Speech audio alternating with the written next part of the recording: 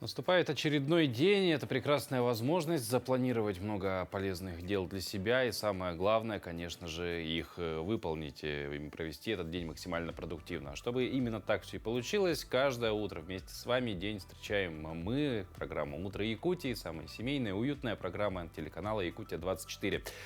Сегодня команда нашей программы подготовила, как всегда, много всего интересного. И гости будут у нас, с которыми поговорим, в том числе на очень важные темы и темы, так сказать, глобальные, да, в некотором роде. Будет у нас много материалов и о спорте, в том числе и о красоте, причем красоте с необычной и неожиданной точки зрения. Все это в ближайшие 50 с небольшим минут, поэтому оставайтесь все это время с нами, и день у вас обязательно пройдет на хорошей волне, и вы зарядитесь, конечно же, отличным настроением. Не забывайте также про наш телеграм-канал, в котором много всего в течение дня появляется. QR-код видите на экране, отсканируйте, заходите, подписывайтесь, будьте с нами в течение всего дня. Это еще лучше, чем просто посмотреть наш эфир. Ну а по традиции начнем, конечно же, наш день с информации о погоде. Сегодня, по данным гидромедцентра, в центральных районах Якутии температура воздуха от плюс 15 до плюс 22. В заречной группе плюс 15, плюс 20. В южных от 16 до 20 градусов тепла. В Нижнеленских плюс 16, плюс 24. В Вилюйской группе плюс 16, плюс 25. В западных от 18 до 26 со знаком плюс. В Колымо-Индигирской группе улусов 9-20 градусов тепла. В Янских плюс 12, плюс 24. На северо-западе от плюс 8 до плюс 21. В городе Якутске температура воздуха в 6 часов утра осталась на отметке плюс 15 градусов. Атмосферное давление 743 миллиметра ртутного столба. Ветер западный от 3 до 4 метров в секунду. Сегодня днем в столице республики ожидается продолжительный дождь, который, скорее всего, закончится только ближе к вечеру. Ветер юго-западный от 2 до 4 метров в секунду с возможными порывами до 10 метров в секунду. При этом температура воздуха в течение дня в Якутске ожидается на отметках плюс 21, плюс 23 градуса. Ну а в Петербурге тем временем прошел ежегодный марафон «Белые ночи». Более 25 тысяч бегунов приняли участие в ежегодном ночном марафоне. На кадрах видно, как спортсмены и любители разминаются под музыку, после чего преодолевают дистанции 10 и 42,2 километра. Маршрут обеих дистанций начался у стадиона «Газпром-Арена», пролегал мимо Казанского и Исаакиевского соборов, Петропавловской крепости, Ростальных колонн, Адмиралтейства и завершился на Дворцовой площади. Забег «Белые ночи» является членом Лиги марафонов БРИКС, которая объединяет крупнейшие марафоны России. Ожидается, что в будущем к проекту присоединятся также Бразилия, Индия, Китай и страны Южной Африки.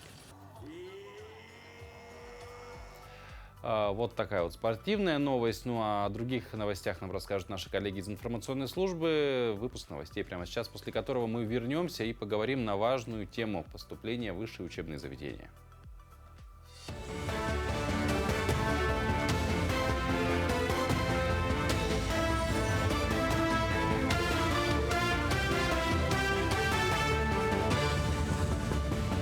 Доброе утро, Якутия. Далее представим блок новостей. Следком начал проверку по факту массового заболевания якутян сальмонеллезом. За медицинской помощью обратилось более 50 человек. Следователи проводят осмотры, опросы, устанавливаются обстоятельства и причины произошедшего. По результатам проверки будет принято решение в соответствии с законодательством. Как сообщил Роспотребнадзор по Якутии, на 9 июля за медицинской помощью обратилось более 50 человек в Якутске, Татинском, Нерингринском, Мегино-Кангалахском, Намском районах. Свое заболевание пострадавшие связывают с употреблением готовых блюд из мяса рыбы. В Якутии продолжаются работы по подготовке к отопительному сезону на 2025-2026 годы. Во всех районах проводятся ремонтные работы на линиях тепло- и водоснабжения, электрических сетях, идет завоз жидкого и твердого топлива для котельных в отдаленных районах республики. Об этом вчера сказали в ходе работ представители министерств и главы муниципалитетов, доложили первому заместителю председателя правительства Дмитрию Садовникову. В первую очередь, те министерства, которые должны первым запуститься к отопительному периоду, это Министерство образования, Министерство здравоохранения, Министерство труда и социального развития и Министерство культуры. И мы видим, что подготовка, несмотря на тяжелую ситуацию, идет в должном режиме. О подготовке к отопительному сезону было распоряжение еще в марте под номером 220, и в рамках этого графика мы работаем. Дан старт кормозаготовительной кампании сезона заготовки молока. Совещание с главами районов обозначило задачи по исполнению поручений в кормозаготовке, где планируется сделать значительные объемы грубых кормов, сенажа и силоса. Оперативный штаб будет следить за погодными условиями и реагировать на изменения. Планируется задействовать около 10 тысяч единиц техники и организовать бригады для работы в отдаленных районах. Параллельно начался сезон большого молока, где уже наблюдается превышение прошлогодних показателей на 14% и ведется работа по восстановлению перерабатывающих объектов населения. Будет задействовано в республике порядка 10 тысяч техники, сельхозтехники, начиная от мини-тракторов, заканчивая навесными оборудованиями. В 15 муниципальных районах будет сформировано порядка 200 мобильных бригад для заготовки 36-37 тысяч тонн, как ежегодно, по грубым кормам именно бригадами, которые будут формироваться и работать в отдаленных участках и межулусных отношениях. Конные скачки игр Манчары решено перенести из села Тыкюль Татинского района в Якутск. Решение о смене места проведения скачек приняли на собрании с участием главных судей и представителей районов-участников. Причиной указывается состояние дорожек на ипподроме Сагыл-Уялах после дождя. Скачки должны были состояться 9 июля, теперь же они пройдут 11 июля на ипподроме имени Иннокентия Свинобоева в местности Юсхатын. Действительно, у нас сегодня конные скачки переносятся с Татинского улуса в Юсхатын, город Якутск, в связи с погодными условиями и в связи с тем, что форс-мажорные обстоятельства. А на самом деле, действительно, у нас на вчерашний день скаковая дорожка была в нормативном состоянии, но сегодня во время утренних заездов, утренних тренировок лошадей, к сожалению, появились пучины. Связано, конечно, с погодой в первую очередь, да, и соответственно, принято решение организационным комитетом о том, что игры Манчары, конные скачки обязательно должны состояться, и в связи с этим переносятся на Юсхатын. Имеется в виду, по двум группам будет разделено, то есть первая и вторая группа. В этом плане у нас изменений нету, судьи будут те же. Ну и старт-машина, собственно говоря, тоже будет уже присутствовать там, и дорожку прямо сейчас уже начинаем готовить на Юсхатыне. Спасибо нашим коллегам. Но вообще на этой неделе мы уже обсуждали вопросы, волнующие родителей, и хотели бы продолжить это делать. Но только теперь речь пойдет не о младшем звене, а о их старших братьях и сестрах. Точнее, даже юношах и девушек, поступающих в вузы. Ведь вопрос выбора будущей профессии сейчас в разгар приема документов в учебные заведения актуален как никогда. И рассказать об востребованных профессиях нашего региона к нам в студию пришел директор Горного института Северо-Восточного федерального университета Николай Петрович Овчинников. Николай Петрович, доброе утро. Здравствуйте. Что ж, в целом Горный институт, мы примерно там абстрактно можем представить, что связано так или иначе с горной промышленностью, добычей и так далее. Поэтому сейчас многие абитуриенты взволнованы. Профессию нужно выбрать все-таки такую, чтобы через 4-5 лет, как бы не казалось, что время было потрачено зря и действительно получена какая-то актуальная, перспективная профессия. Вот чему из актуального, перспективного сегодня в Горном институте обучают? Ну, я вообще хочу сказать то, что горнодобывающая отрасль, она была, есть и будет одной из основных отраслей народного хозяйства нашей любимой с вами республики. И в связи с этим горные специальности, а также профессии, связанные с горным делом, например, такие как специалисты в области охраны труда, промышленной безопасности, геологи, буровики, энергетики, строители, они еще долгое время будут оставаться одним из наиболее востребованных и высокооплачиваемых профессий в нашем регионе.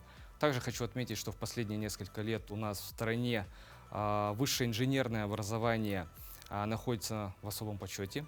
Это связано с тем, что подготовка высококвалифицированных инженерных кадров, она позволит в краткосрочной перспективе обеспечить технологический суверенитет нашей страны, где вклад горных инженеров различных специализаций будет очень весомым. Так что нынешним абитуриентам я настоятельно рекомендовал бы обратить особое внимание на инженерные специальности в связи с их большой перспективностью, в том числе и вот связанной с горным делом. А при этом есть такая ремарка, которую я всегда говорю, да, инженер, он везде инженер. Но неважно, на какого инженера ты выучился, ты везде сможешь быть инженером, это тоже стоит иметь в виду. Ну, собственно, специальностей, как вы уже перечислили, достаточно много в вашем институте.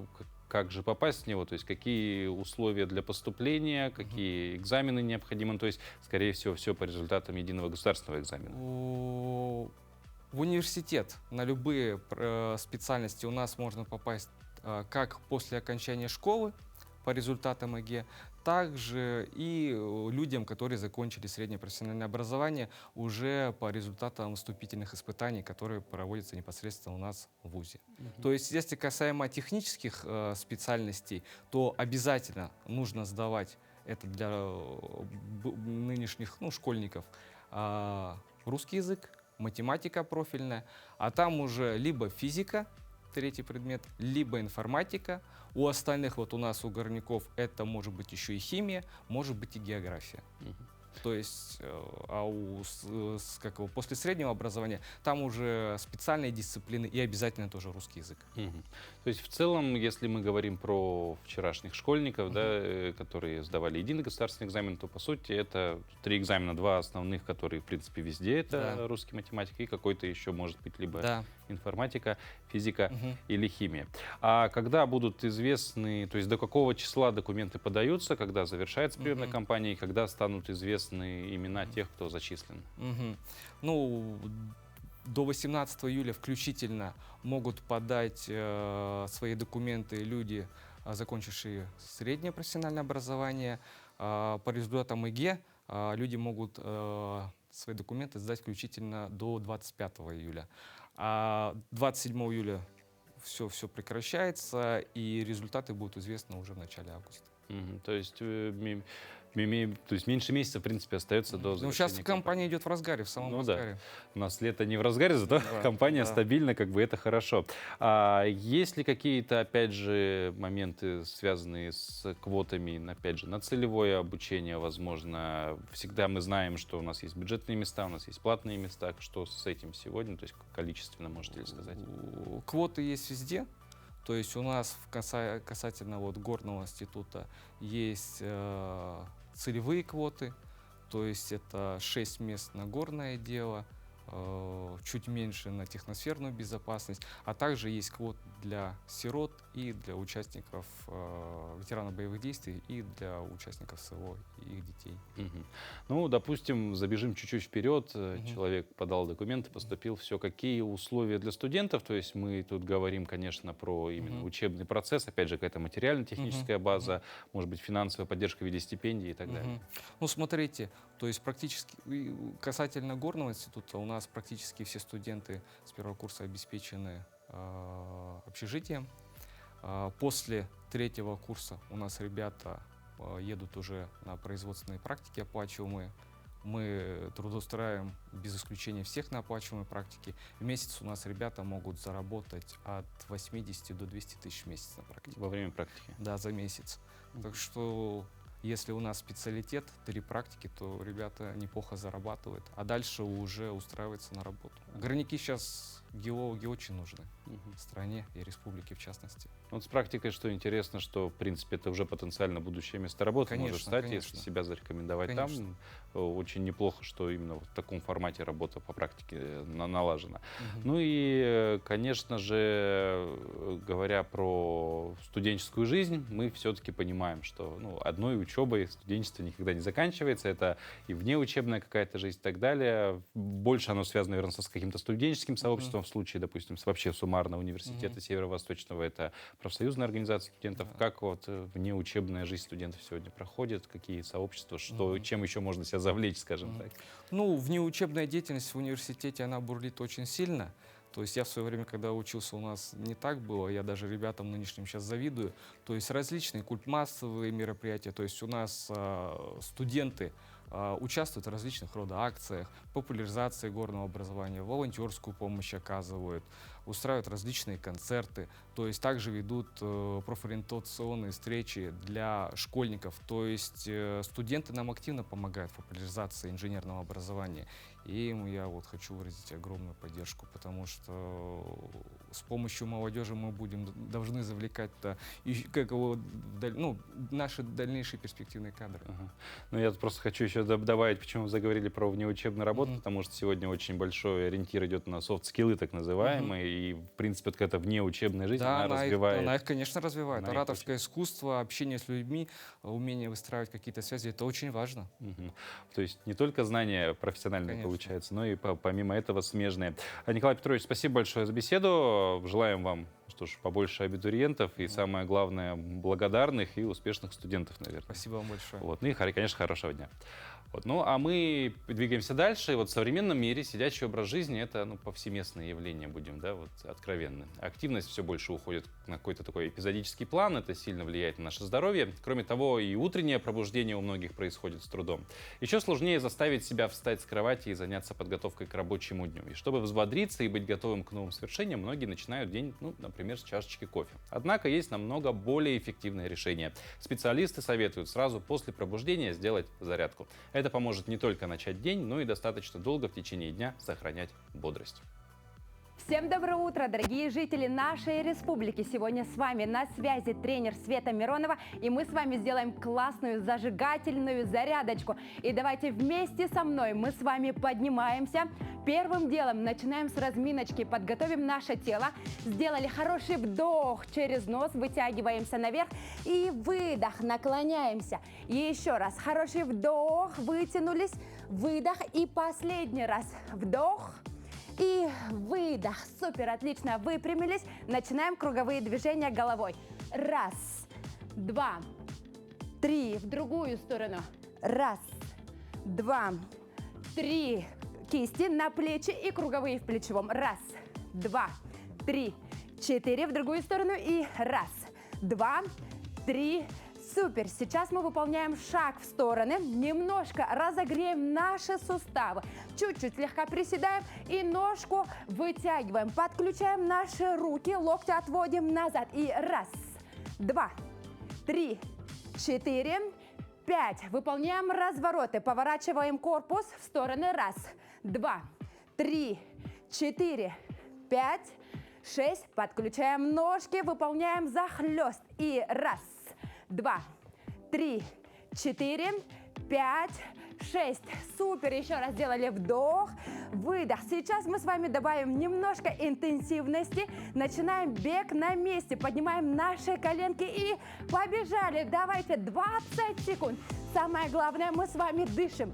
Вдох выполняем через нос, выдох через рот. Супер, отлично. Подключаем приседания, ножки в стороны. Присели, ножки вместе. И давайте энергичнее. Вдох, сели, выдох, встали. 5 раз. Раз, два, три, четыре, пять. Есть. И последний. Хорошо, отлично. Теперь мы ручки берете за замочек и за затылок. Поднимаем коленку и крест-накрест, локоть, колено. Поехали. Раз, два, три, выдох. 4, 5, 6, 7, 8. То же самое, но уже с прямыми ногами и руками. Раз, два, выдох. 3, 4, 5, 6, 7, 8. Отлично. Выполняем выпады на месте, чтобы проработать мышцы ног. Смотрим. Хороший широкий шаг назад. Присели на выдох и колено. На одну ножку выполняем 5 раз. Сели. Выдох. За равновесием следим.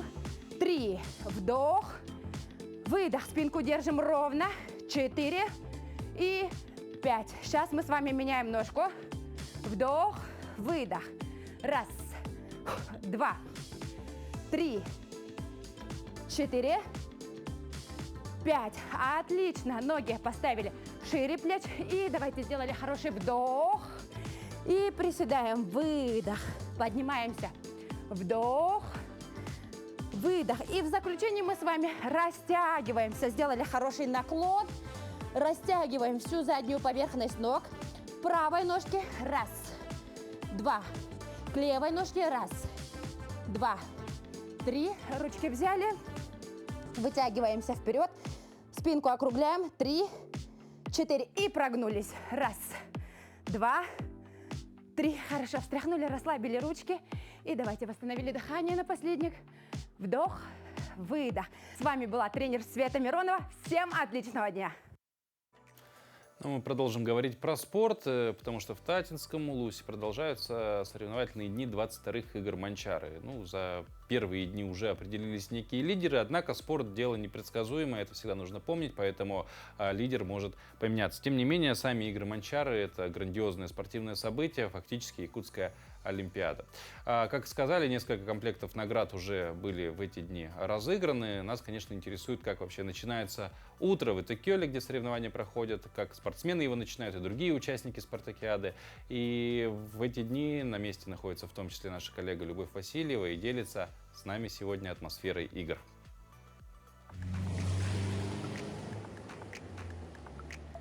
Ранним утром улицы села Итакёль уже оживлены, хоть и дождливо. Спортсмены до старта должны разогреться, размяться. Команды развозят своих участников по локациям.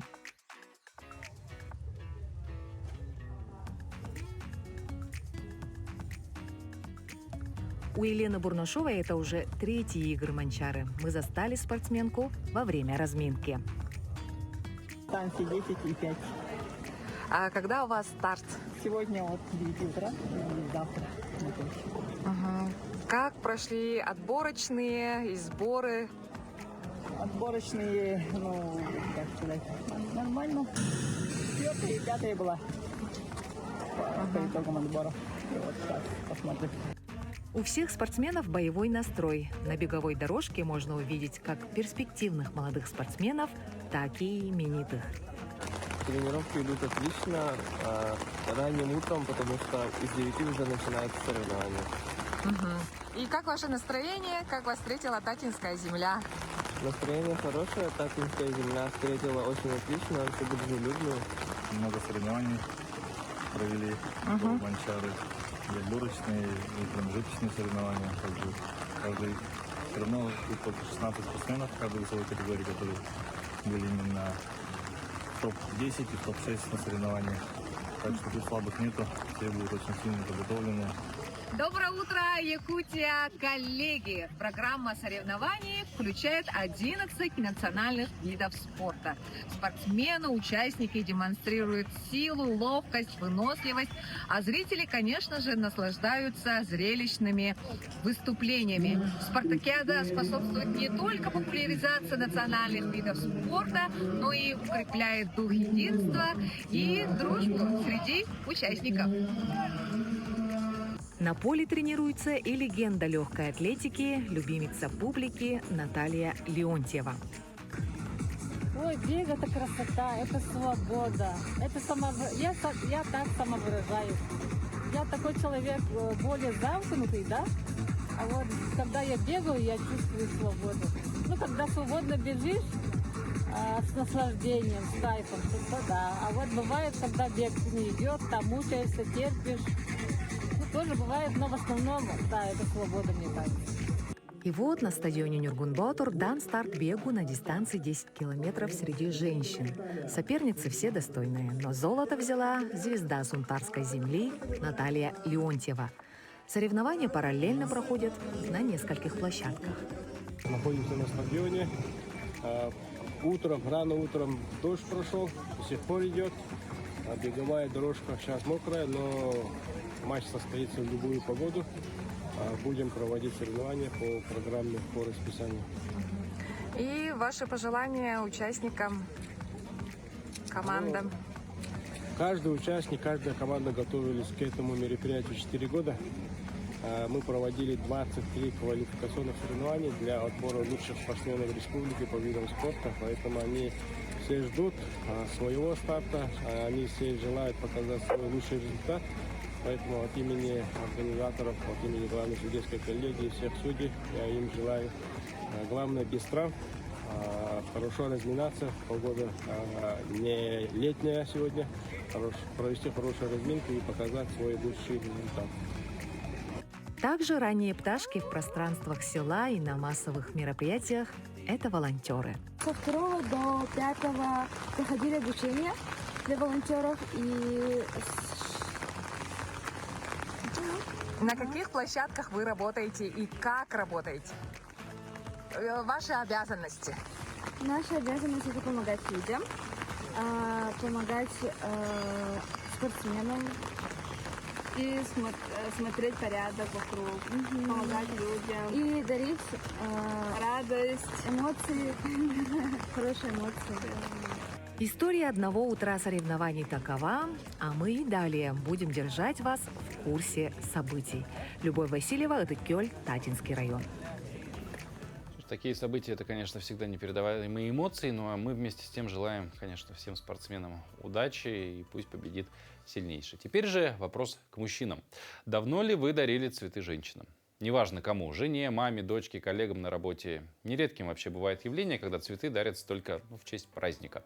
И если вы придерживаетесь такой же философии, скажем так, то вот вам повод порадовать близких цветами. Сегодня это день красивых цветов и день розы. Чем не повод зайти в цветочный и прикупить букетик другой в подарок кому-то.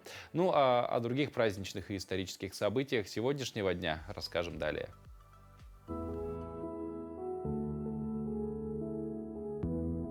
На календаре 10 июля.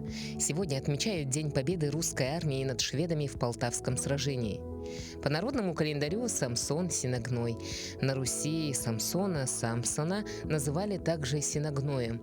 Как заметили крестьяне, в это время часто случаются дожди и заготовленное сено, а на Самсона сенокос был в самом разгаре, намокает и загнивает.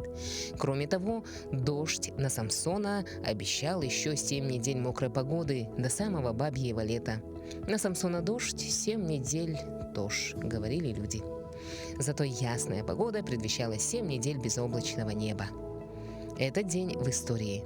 1709 год, 10 июля. День победы русской армии под командованием Петра I над шведами в Полтавском сражении. В этот день родились 1765 Петр Багратион, русский военный князь, герой Отечественной войны 1812 года. 1856 Никола Тесла, американский изобретатель сербского происхождения, инженер, физик. 1902 Сергей Лемешев, советский оперный певец, лирический тенор, народный артист СССР. 1905 год. Лев Кассиль, советский писатель-прозаик. 1947 год. Родился Илья Олейников, советский и российский актер и телеведущий, народный артист России. 1981 появился на свет Михаил Дегтярев, российский государственный, политический и общественный деятель. Именины сегодня отмечают Александр, Владимир, Мартин, Самсон. Ну а в мирном тем временем в центре сортировки алмазов выложили мозаику из драгоценных кристаллов в виде портретов олимпийских чемпионов Александра Поветкина, Александра Лебедика и Олега Саитова. Такую мозаику традиционно выкладывают в честь памятных событий или именитых гостей. Подробнее в материале Елизаветы Седых. Выставочный зал Центра сортировки алмазов «Алроса» украсила мозаика из драгоценных кристаллов. Ее традиционно выкладывают в центре в честь памятных событий города. Эту посвятили первым в мирном всероссийским соревнованиям по боксу. Сотрудница ЦСА Татьяна Нышпл рассыпала алмазы в виде портретов звездных гостей – олимпийских чемпионов Александра Поветкина, Александра Лебзяка и Олега Саитова. На работу понадобилось 8 часов и 20 тысяч карат алмазов из трубки «Майская». Я свою, пожалуй, заберу. Спортсменам провели экскурсию, рассказали про камни, которые украсили их портреты. Для таких произведений больше подходят мелкие, технические алмазы. А логотип компании в центре традиционно усыпали пиропами. Они символизируют красный цвет бренда «Алроса». Также боксерам показали модели самых крупных и знаменитых ювелирных алмазов. Одним из них стал камень с гравировкой имени падишаха, воздвигшего дворец Тадж-Махал. Разрешили мне поддержать. Называется алмаз Шах. 1 миллиард долларов. Шах. Можно его сюда положить? Или я ошибаюсь? Можно. Миллиард Шах. После экскурсии сотрудники Центра сортировки алмазов тоже не остались без подарка. Каждый олимпийский боксер оставил подпись на перчатке. Одна останется в музее ЦСА, другую передадут московским коллегам в единую сбытовую организацию. А теперь поговорим про живую связь через века. В Якутске в ботаническом саду Северо-Восточного федерального университета высадили уникальный саженец – клен генала. Этот вид клена был найден выдающимся ученым Георгом Стеллером во время прославленной Великой Северной экспедиции под руководством Витуса Беринга в одном из тайных уголков бескрайних просторов тайги и привезен из экспедиции вместе с другими видами растений Восточной Сибири. В дальнейшем они были сохранены и выращены в ботаническом саду в Соликамске. И вот теперь, без малого 300 лет спустя, потомок того самого клена возвращается с Урала на Дальний Восток и будет расти теперь в ботаническом саду Якутска.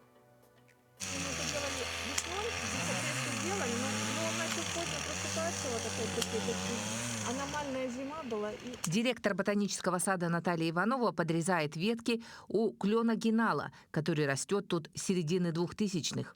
Суровую якутскую зиму дерево переносит относительно хорошо. Теперь у этого клена появился далекий и в прямом, и в переносном смысле родственник. Это очень символично. Спустя 300 лет и многие тысячи километров клен как бы вернулся на свою историческую родину.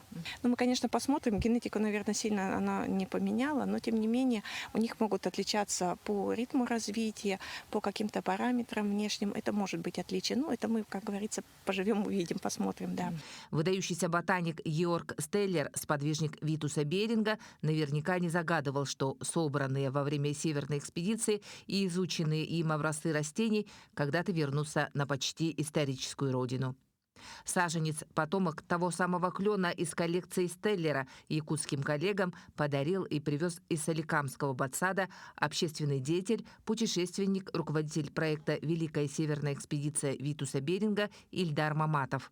Теперь дерево будет живым напоминанием славного подвига великих путешественников, значительно расширивших представление о географии северо-восточной части России. Вот, например, мы берем одну пробирку, втаскиваем пробку, ну и вот так тихонечко набираем пробу. Набрали, это вот я беру Хорсенс. Надо их не забыть подписывать, они вот все дом Беринга, вот земля с дома Беринга. Популяризатор науки, член регионального совета Русского географического общества Михаил Чиросов расставляет по порядку емкости с образцами земли по маршруту знаменитой второй Камчатской экспедиции Беринга. Ильдар Инусович мне это поручил. Буду заниматься, и потом будем проводить акции. Ну и часть земель должно дойти даже вот в таком виде, чтобы она высыпалась на землю. Ее немного, конечно, но достаточно, чтобы до острова Беринга это была земля доставлена. То есть, получается, от Дании, где родился Витус Беринг, до острова Беринга. Совсем скоро один из этих наборов на парусной яхте доставят в конечный пункт на остров Беринга спустя 300 лет после второй Камчатской экспедиции, ставшей важной вехой в истории географических открытий и исследований, внесшей неоценимый вклад в освоение Дальнего Востока и северо-западной части Америки. Туяра Филиппова, Ринат Нахиев, Якутск. Ну а мы тем временем в Якутске, во всяком случае, ждем, не дождемся, когда наступит лето. С сомнительным успехом получается у него приходить и давать нам теплую погоду. Тем не менее, в любую погоду мы хотим выглядеть эффектно, ну или как минимум стильно. При этом стиль – это достаточно относительное понятие и очень индивидуальное на первый взгляд. Однако базовые какие-то правила гардероба, они, как правило, в основном неизменны. И сегодня в рубрике «Мода и стиль» продолжим получать советы от опытного стилиста Дарьи Габышевой и поговорим о том, во что стоит облачать себя мужчинам. По вашим многочисленным просьбам и заявкам мы решили снять выпуск про мужской гардероб. Мужской стиль на самом деле не менее разнообразный, чем женский. Есть огромное количество направлений, и одни из основных, которые чаще мы с вами встречаем, это классический, casual и спортивный. Сегодня мы с вами рассмотрим casual стиль и как его можно собрать. В основу casual стилистики чаще всего ложится удобная рубашка. Рубашка в данном случае в классическом голубом цвете. Обратите внимание на глубину цвета, то есть это насыщенный голубой цвет. Такой цвет чаще всего сочетается хорошо с любыми цветами, которые выбирают мужчины. Темно-синий, хаки, черный, светлый, бежевый, кремовый, белый и так далее. То есть это базовая рубашка, но здесь она немножечко суженная, приталенная, то есть мы стараемся ее носить как основу, да, то есть не сочетании, например, с футболкой под низ. Но если вы хотите попробовать многослойность, тогда лучше будет расстегнуть верхние пуговицы рубашки и оставить там, например, белую футболку. Футболка – это, можно сказать, расходный материал. То есть футболки чаще всего у нас быстрее мораются, теряют свой внешний вид, да? Поэтому футболок должно быть в гардеробе много, особенно если вы их любите, если вам в них удобно. И неважно, эту футболку вы используете там на каждый день, может быть, носите только по выходным. Я рекомендую брать разные футболки. Сейчас я выбрала максимально простую, но обратите внимание, что здесь есть логотип. Когда у нас есть логотип или какой-то, может быть, картинка и так далее, тем самым футболка становится чуть-чуть сложнее, и ее уже будет трудно сочетать, например, с пиджаками, жакетами. Если вы хотите сделать свой гардероб максимально функциональным, выбирайте базовые футболки, которые идеально сидят по фигуре и из плотных, хороших, качественных материалов. Если вы не любите пиджаки, жакеты, твердые формы и джинсовые куртки вас тоже не устраивают, можно выбрать вариант плотной вельветовой рубашки и сделать ее в альтернативу джинсовой куртке. Выбираем нейтральный цвет, например, цвет Camel, это бежевый оттенок. Он классический, он идеально подходит под синие джинсы, хорошо будет смотреться с разными оттенками брюк, даже хорошо будет сочетаться и с яркими цветами футболок, которые, возможно, вы постараетесь носить под низ. Также такую рубашку можно носить поверх других рубашек. Есть один нюанс. Когда мы с вами составляем многослойный образ, мы стараемся выбирать первый слой, который ближе к телу, чтобы он был тоньше по материалу, чем второй. Поэтому второй у нас вельветовая рубашка, под низ можем выбрать хлопковую голубую, которую я показывала ранее. В летний период чаще всего мы обращаемся к более светлым оттенкам. Здесь у нас с вами бежевые такие брюки из льна, очень легкие. Возможно, такой материал подходит не всем, да, и не на каждой работе возможно такие носить, но можете выбрать материал поплотнее, например, из костюмной ткани, да, либо же, может быть, под джинсу, в общем, варианты. Но мы берем в основу с вами нейтральный бежевый оттенок, который идеально подойдет для casual стилистики. Есть один нюанс в светлых брюках.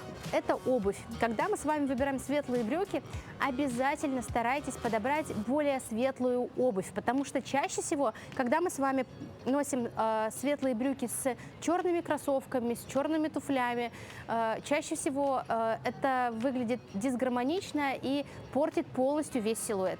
Также мы в гардероб обязательно стараемся внедрить джинсы.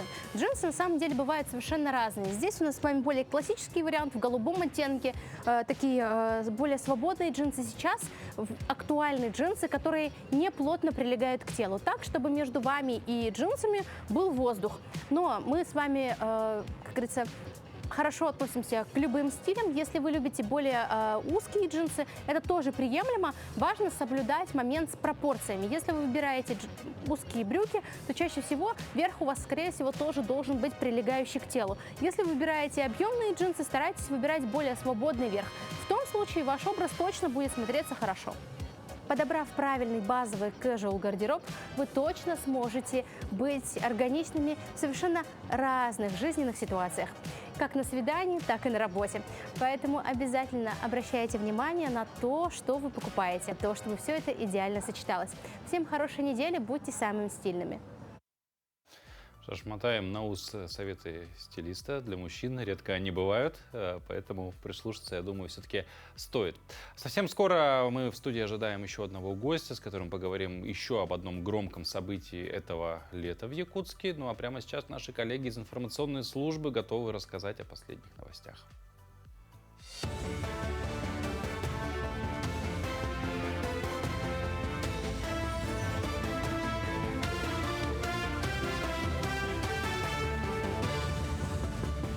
Мы продолжаем говорить о самых заметных событиях этого утра. Сотрудники якутского проектно-научно-исследовательского института проводили испытания несущих панелей для малоэтажного строительства. Изготовление подобных панелей позволяет значительно сокращать время строительства, а также стоимость возводимых объектов. Один из главных плюсов этих панелей – их энергоэффективность и меньшая масса в сравнении с брусом или железнобетонными панелями, а также удобство транспортировки и возведения зданий. Применяться они могут при строительстве жилых и нежилых помещений. Большая надежда, и мы рассчитываем на то, что мы поможем людям в Арктике, потому что туда, как все знаем, да, немного желающих есть, кто хотят поехать туда строить дома, например, многоквартирные, двухэтажные или там одноэтажные, 4-8 квартирные дома. Вот мы планируем эту нишу как раз занять. И для этих целей как раз таки и проводим все эти испытания.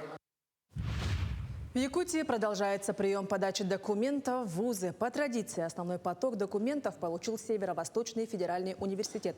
На сегодняшний день поступило порядка 14 тысяч заявлений. По словам сотрудников комиссии, наибольшей популярностью среди абитуриентов пользуется медицинский институт.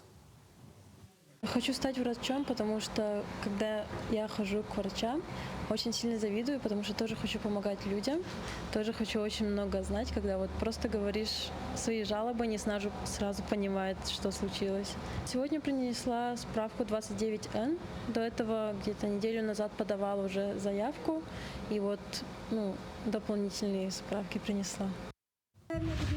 Педагоги Якутии разработали программу патриотического воспитания. В Хангаласском улусе на базе первой Жемконской санаторной школы-интерната прошла творческая лаборатория для педагогов, посвященная созданию целостной системы патриотического воспитания.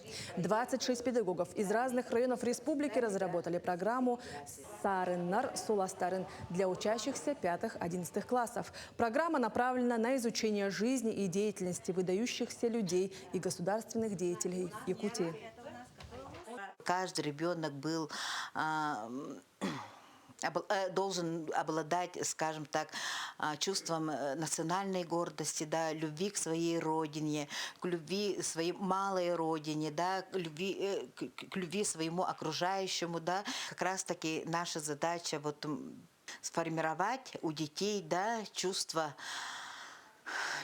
гражданской активности, да, мы вот творческой группой как раз-таки решили создать программу, поддержать как раз-таки Татинский лицей и разработать вот эту программу.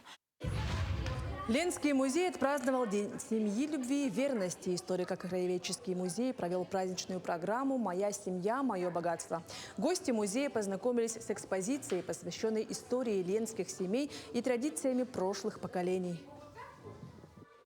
Вообще эти мероприятия проходят у нас ежегодно, поэтому мы каждый год какие-то мероприятия, приуроченные, да, к всероссийскому празднованию, мы встречаемся, да, гостей, готовимся заблаговременно, вот, проводим. Также еще ждут фотозоны гостей наших, могут приятно провести время и культурно отдохнуть. К этому часу это вся информация. До встречи в дальнейших эфирах. Ну а еще одним громким событием этого месяца стал 8-й Якутский кинофестиваль. По красной дорожке перед Саха академическим театром продефилировали именитые артисты республики. И, как отмечают организаторы, в этом году удалось значительно расширить географию кинофестиваля. Были заявлены киноленты из Бразилии, США, Индонезии и других стран мира. Основным мотивом конкурсной программы стала тема сохранения окружающей среды, традиций и культурного наследия.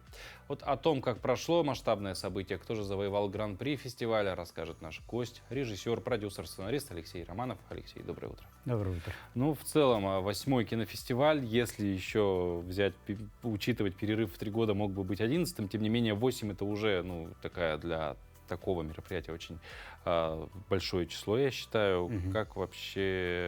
Как все прошло? Несмотря на скромные средства, которые выделены были для фестиваля, проведения фестиваля, фестиваль прошел в большом таком хорошем уровне. Все заявленные участники, гости приехали. Тем более у нас жюри такое очень солидное. Председателем жюри была Дали Ахарапаридзе, которая является таким ведущим кинокритиком грузинского кино. Кыргызский продюсер,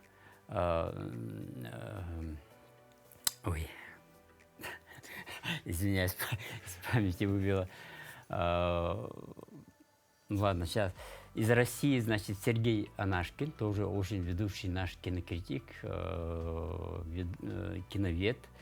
Из Индонезии Саризян, тоже известный в Азии продюсер, режиссер. И наш якутский, оператор Иван Семенов. Вот. Поэтому и фильмы тоже, вот, как вы сказали, очень имеют большую географическую географию, потому что Егор Москвитин постарался, он наш программный директор, это очень известный наш российский кинокритик. Вот, поэтому все-таки, поскольку Якутский международный кинофестиваль, все-таки мы как бы свое Международность несем, да. Ага. Ну вот говоря про, опять же, участников географии, мы сказали, а в целом сколько стран вообще было заявлено для участия? 10 конкурсных фильмов, из них, значит, 1 якутский фильм и 1 фильм из Бурятии, остальные все из разных стран. Ох, максимально международно, я считаю. Да. Вот. Ну и говоря про награду, да, вот вы сегодня принесли с собой очки северные. Да. Они из года в год остаются неизменными при исполнении только золота и серебра. В фестивале имеется свой приз, который из года в год вручается по разным номинациям. Здесь у нас видим золотые очки, которые вручаются за лучший фильм. Это наш гран-при. А есть еще серебряные очки, которые по номинациям вручаются.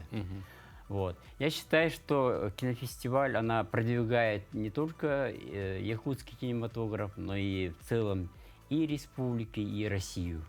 И считаю, что это культурная как бы дипломатия, потому что политики может быть разные ситуации, а люди искусства и народ должны общаться. Ну, искусство должно объединять. Да, конечно. При этом, да, информации много о том, что, наверное, мотивом фестиваля стало, опять же, сохранение окружающей среды, традиций, культурного наследия, в конце концов. А как это в картинах проявлялось, вот в картинах участников? Ну, как в каждом фильме она проявлялась по-разному, и по сюжету, и по смыслам, и по каким-то визуальным образом, да, и по игре актеров. Вот. Это, если у нас мало времени, и невозможно здесь рассказывать каждую картину. Вот. Но хочу еще добавить, что кроме показа фильмов у нас были, значит, образовательные программы, очень важные 2 деловых программы прошли. Мы обсуждали, как будет развитие якутского кино, значит, в будущем. И с другой стороны, как региональное кино в целом влияет на развитие в целом российского кино. Вот. Поэтому там выступали эксперты, не только ведущие кинематографисты Якутии, но и ведущие кинематографисты из России. Вот. И это тоже как бы дополняет в целом программу фестиваля, потому что фестиваль — это не только показы, общение, но и должно быть и деловое, и образовательное, потому что это важно и для наших молодых кинематографистов, которые приходят, слушают мастер-классы, вот, и учатся, да, вот. И фестиваль поэтому является очень важным таким событием, которое наравне не только кинопроизводством, да, и прокатом, она как бы в целом продвигает кинематограф вперед. Ну вот, говоря про представленные работы, тут уже, наверное, больше не с точки зрения, да, там, конкурса как самого конкурса, а вот вам лично из всех работ можете какую-то одну выделить, или все они были настолько хороши, что вы готовы выделить каждую? Если есть какая-то одна, вот почему на нее ваш выбор пал? Ну, я не член жюри, да? Ну, вот поэтому как бы вам такой вопрос. Ну, конечно, тут можно по-разному подойти, потому что каждая картина имеет свою изюминку, свой как бы авторский стиль и авторскую ситуацию, да, что хотел передать, значит, автор. Вот. Ну, были очень интересные, например, Шамбала, да, вот из Непала фильм отметили, и зрителям, по-моему, понравился. Но фильмы все были такие, поскольку и авторские, это были сложные, не просто вот развлекательные. Нужно, чтобы посмотреть и задуматься, о чем фильм, какие-то она несет проблемы в жизни человека. Мысль да, какую-то. мысли какие-то, да. Поэтому у нас залы все были полные. И мне кажется, якутский зритель остался доволен, что посмотрел. Не всегда же можно посмотреть в таком широком географическом как бы представлении фильмы разных народов. Ну и завершая нашу беседу, вопрос, наверное, ну, кого-то уже не волнует, а кого-то продолжает еще волновать. Кто же стал победителем? Кому достались золотые очки? Гран-при, значит, достался как мы не ожидали, якутской картине «Подарю тебе цветы» Василия Слепцова. А у нас еще был второй конкурс, это приз зрительских симпатий.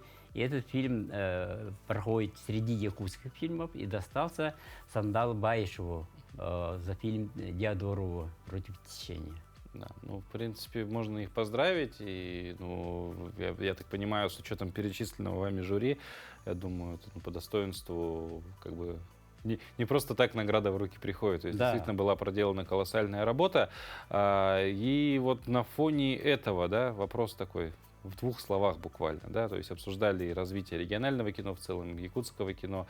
На ваш взгляд, будущее якутского кино, оно какое? Ну, тут могут быть разные мнения, но мы должны быть всегда оптимистичны и всегда смотреть вперед, потому что якутское кино достигло определенных высот, да, и мы не должны опускаться Планку ниже. опускать нельзя Да, уже, а да? наоборот, подниматься выше. Ага. Будем стараться. Но есть ли сегодня предпосылки вот подниматься выше? Я думаю, да, потому что приходит новое поколение. Вот фестивали пришли, ну, заняли же первые места наши молодые кинематографисты. Это дает нам как бы веру, что якутское кино будет двигаться дальше. Ну, в целом, да, если молодежь берет награды, это уже повод. Молодежь — это будущее. Не только в нашей жизни будущее, мне кажется, в любой сфере молодежь — это будущее. Конечно. Если молодежь уже сегодня успешна, значит, ну и в дальнейшем успех ожидается. Ну и плюс при этом интерес пока еще кино не падает, да, надеюсь, он падать не будет. Алексей, спасибо вам большое за эту беседу. Поздравляю вас, ну, с завершением. Все-таки это праздник кино, и все кинематографисты, я думаю, заслужили, чтобы их поздравили с этим праздником. Хорошего вам дня. Ну а вам, дорогие зрители, мы тоже на сегодня желаем отличного настроения, чтобы все у вас спорилось, как говорится, все у вас ладилось, все ваши задачи на сегодня были достигнуты, и день просто прошел с улыбкой, хорошо, легко и на позитиве. До встречи завтра.